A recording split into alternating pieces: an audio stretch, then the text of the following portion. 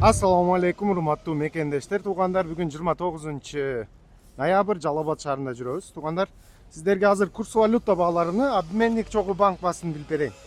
Сиздер видеого алдындан лайк кнопканы аябай тапа-тап басып өтүп кетиңиздер. Каналга катталбагансыздар, каналга катталып коюңуздар. Жалал Абад обменник курс валюта баалары, туугандар, доллар 87, евро 89 сом, рубльбүз 0,80 тиын болуп атат. Бул Жалал Абад обменник. Капитал банк курс валюта баасы доллар 86.65, рубль 0,80 тиын, сатылышы 0,84. Бакай банк курс валюта баасы доллар 86.65, рубль 0,785 тиын, сатылышы 0,850 тиын.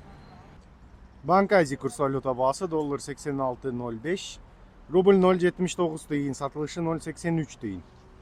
Доскреда банк курс валюта баасы доллар 87, рубль 0,80 тиын, сатылышы 0,84 тиын.